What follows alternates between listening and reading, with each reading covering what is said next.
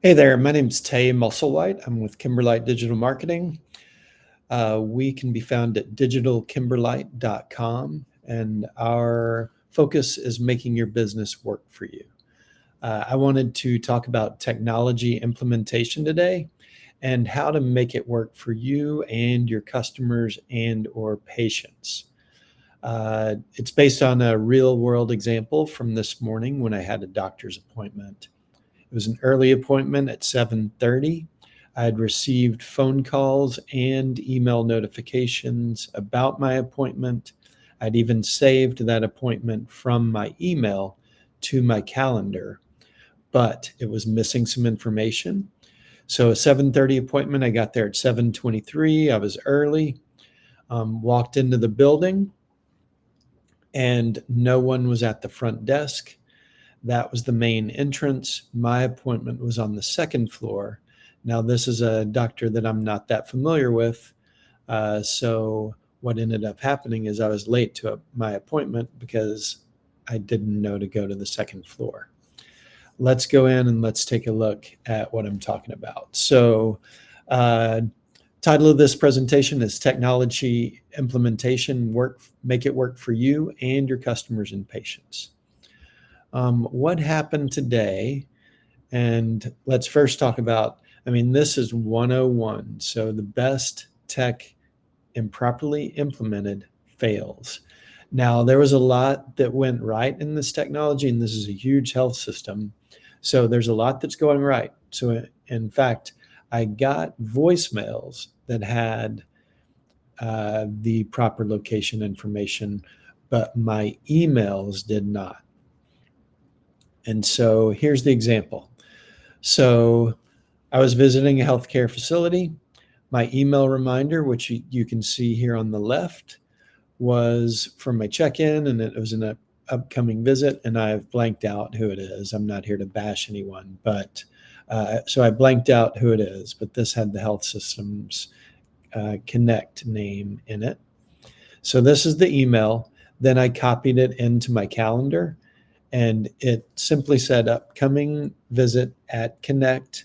It shows here as an all-day appointment, whereas it was a 7:30 appointment, and it did not have the location information.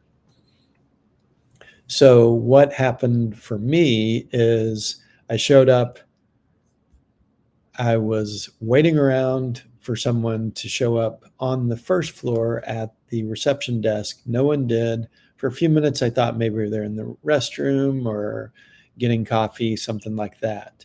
It wasn't until I asked someone in scrubs, "Hey, I'm here for Dr. So-and-so. Would you tell him I'm here? I'm just unable to check in." And then someone else in the waiting room said, "Hey, you need to go to the second floor." Could have been solved with a simple sign saying, "Hey, this is for urgent care. Other appointments are upstairs," or preferably in these email reminders that I was receiving. And so, a quick overview of obviously what we're talking about here. So, uh, tech is here to stay, especially since COVID. Everyone's gotten used to tech. But the way I like to think about it is you have to look at every part of your technology and make sure that every touch point is enabled and correct. So you have to use it. The efficiencies that you can gain are vast. It gives you data both internal for your team and your corporate leadership or anyone, both internally, but it also gives me as the consumer that data so I can go into their system and I can see that, and it's very helpful. It's super convenient. It's that single source of truth. You have uh, medical records that I can see and that my care team can see. And uh, ideally, it fosters great communication and uh, lets me know everything that I need to know and lets the care team know that also. In an ideal implementation, now This is based on 15 years of not only working on huge installs. I was part of 4 CRM installs, and lastly, a Salesforce system-wide implementation at what was a billion-dollar organization. I was the field team lead for that install. So ideally, you have a great interface. It provides everywhere and all the time access. But here's the crux of the issue. The person designing that system needs to know the business. So at the billion-dollar Salesforce install, the people designing the system did not know the business. So a CRM or data stores, anything like that, if the person designing the system doesn't know the business, that's where things can fall out of bed quickly, and they did. And keep in mind the end user. So it's very easy to sit in an office and think that something needs to happen, but it's all the world different to make sure that that works for the person who's actually going to be using it. So that's an ideal implementation, great interface everywhere all the time, omni-channel. The designer knows the biz, and it's designed for the end user. Pitfalls is that person designing the system or in charge of that installation doesn't know the business. They don't ask for input. There's a big macro install and no test environment, and perhaps most importantly, knowing that the end users, that change is hard. And so let's dig into those pitfalls. In the huge Salesforce install that I was talking about, the people designing the business or the system for the business didn't know how the business worked. How that showed up was they were designing access. So business intelligence, confidential data that was very hard to find for even the field team. They were designing a system where people at the store level would have access to that information. That was a critical error. And in fact, it would be considered a fireable offense because the client had confidential information, and now our system was being designed to reveal that information to people who should never in a million years should have that information. That would cause huge client heartburn if the system had been installed with that kind of access. Now, obviously, from the field side, I was able to say, wait a sec, this is not how this can work. We can't have this level of information to the client's team. And it wasn't rolled out that way, but that's a perfect example of not knowing the business and then also not asking for input. When that was brought up, I was in a meeting where we were very close to rolling it out. And think of all the steps that had happened before getting to that point. Those configurations, they cascade throughout the install. And so know the business, and if you don't know the business, enlist someone who does from the get-go.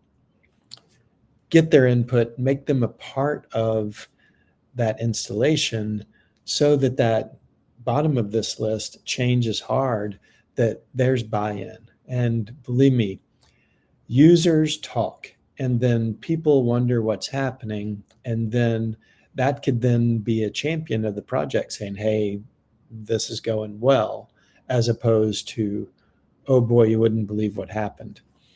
And then, that macro install of looking to deploy it on a very global basis without really testing made that first, days, weeks, and months of that install very hard. And change is change.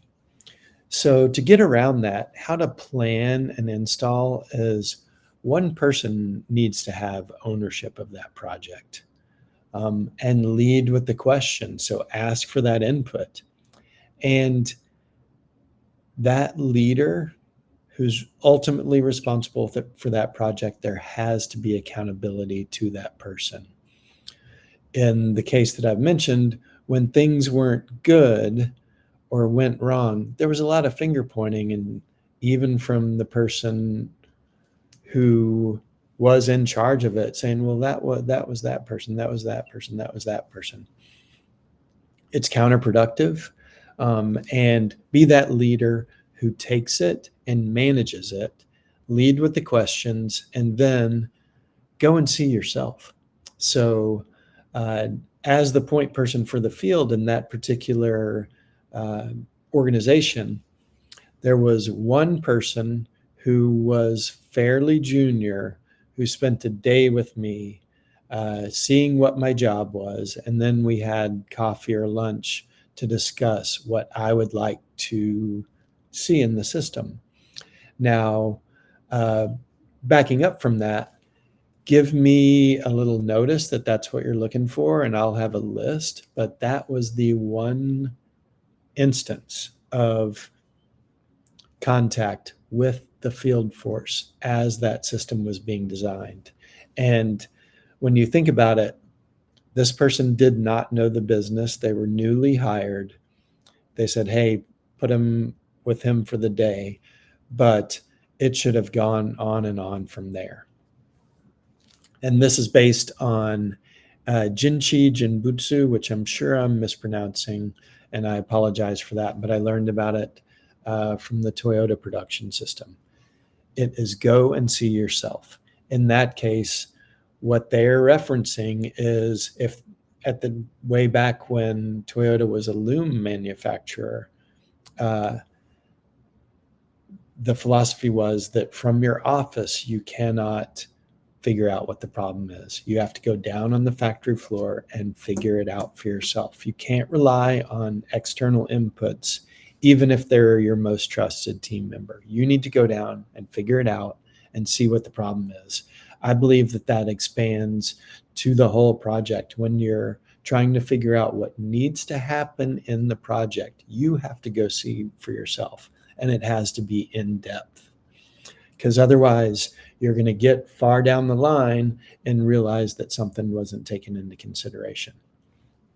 So go and see yourself. And then obviously you have to have milestones and a timeline, but then chunking. So chunking, I've always referred to as chunking your time on certain activities, eliminating brain switch, things that are task switching, so that you can really focus. And the goal is to get into the groove.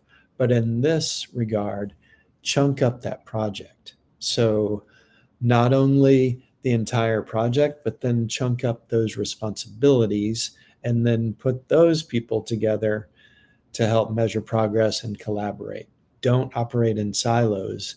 It's chunking, it's not silos. It's breaking it up, but it doesn't mean that it's separate.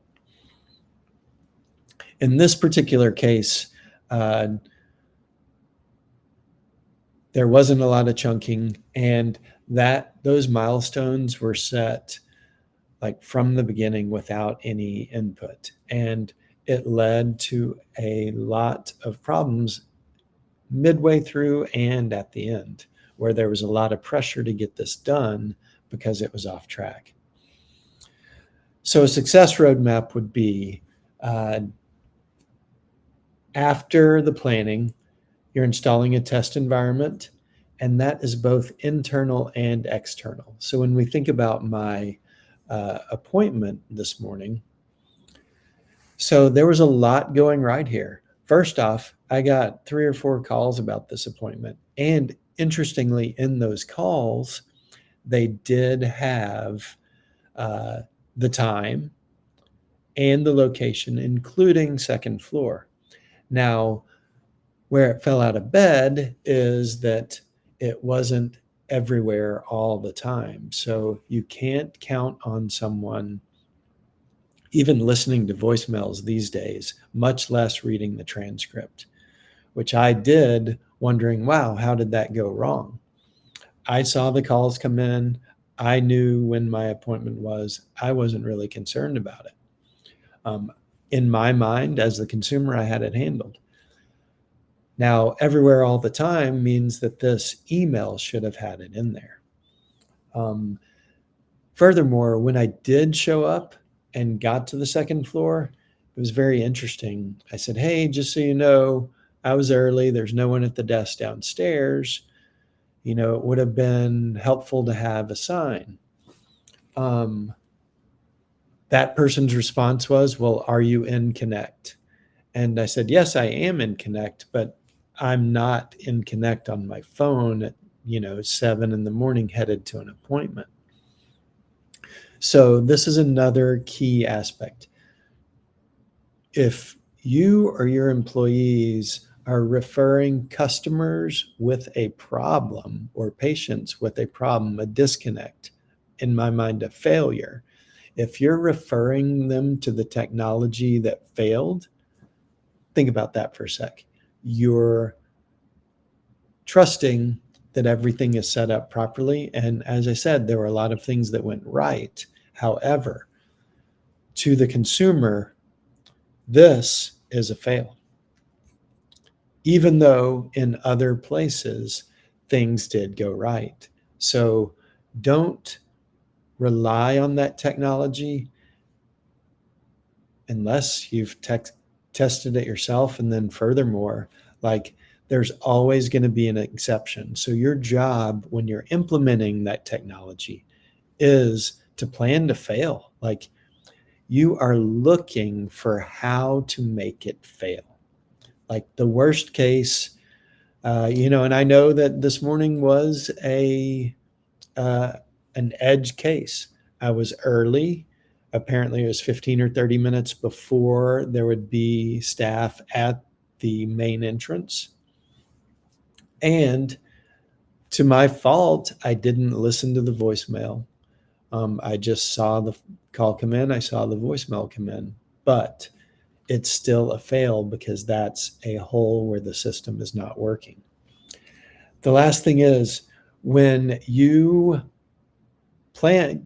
test and then you plan to fail, you continue that. You see how it can break.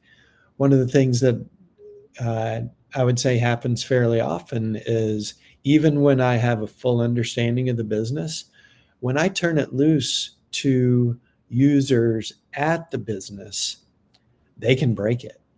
And it's like, thanks for that. So plan to fail, you test all the points, and then you wash, rinse, repeat until you know that you've gone through. And in this instance, you've gone through and you see that email notification also has the appointment details and the address with the proper floor, rather than just this very generic email. Upcoming visit Thursday, May 8th. Upcoming visit. And so to close, you have to use technology, but be very careful that you're understanding not only your needs internally, but also a very simple need or every need of the customer. In this case, a very simple need of that customer or patient who just needs to know that they need to go to the second floor. And if you do find a hole, like fix it, but in the interim, a sign would be very helpful. Hey, if you're checking in for something other than urgent care, please go to floor 2. With that, I invite you to reach out. You can call and text me at 847-957-4249, which is for biz, or info@Digital Kimberlite. Again, my name is Tay Musslewhite.